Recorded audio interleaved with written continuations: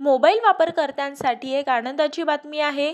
दूरसंचार क्षेत्राचे नियामक ट्राय म्हणजेच टेलिकॉम रेग्युलेटरी अथॉरिटी ऑफ इंडियाने ग्राहकांना दिलासा देणारे नवीन नियम जाहीर केले आहेत. या नवीन नियमांनुसार जिल्ह्याच्या स्तरावर 24 तासांपेक्षा जास्त वेळ नेटवर्क बंद राहिल्यास संबंधित मोबाईल कंपन्यांना ग्राहकांना भरपाई करावी लागणार आहे. इतकेच नाही तर नियमांचे उल्लंघन केल्यास दंडात्मक रक्कमही वाढवण्यात आली आहे. आता ही रक्कम 50,000 रुपयांवरून वाढून 1,00,000 रुपये इतकी करण्यात आली आहे. या नवीन नियमांनुसार नियमांच्या उल्लंघनाच्या स्वरूपानुसार दंडाची रक्कम 1,00,000, 2,00,000, 5,00,000 आणि 10,00,000 रुपये अशी असणार आहे.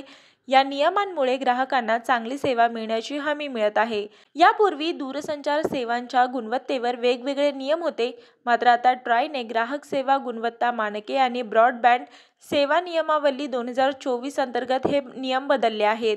या नवीन नियमांनुसार 24 तासांपेक्षा जास्त वेळ नेट बंद राहिल्यास पोस्टपेड ग्राहकांना सूट आणि प्रीपेड ग्राहकांच्या रिचार्ज व्हॅलिडिटी वाढवून द्यावी लागणार आहे. दुरुस्तीमध्ये झालेला विलंब किंवा 24 तासांपेक्षा जास्त वेळ नेट बंद राहिल्यास पोस्टपेड ग्राहकांना त्यांच्या सदस्यता शुल्काच्या प्रमाणात पुढील बिलिंग चक्रात सूट मिळणार आहे.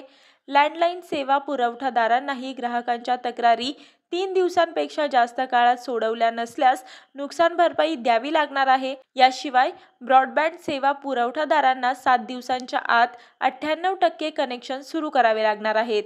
ग्राहकांना त्यांच्या भागातील 2G, 3G, 4G आणि 5Gच्या कव्हरेजची माहिती मिळण्यासाठी मोबाईल सेवा पुरवठादारांनी त्यांच्या वेबसाईटवर नकाशा दर्शवणे आवश्यक आहे. या नवीन नियमांमुळे ग्राहकांना दूरसंचार कंपन्यांकडून चांगली सेवा मिळण्याची अपेक्षा आहे. तसेच नेट बंद राहिल्यास त्यांचे नुकसान भरपाई केली जाणार आहे. हे नियम 6 महिन्यानंतर लागू होणार आहेत.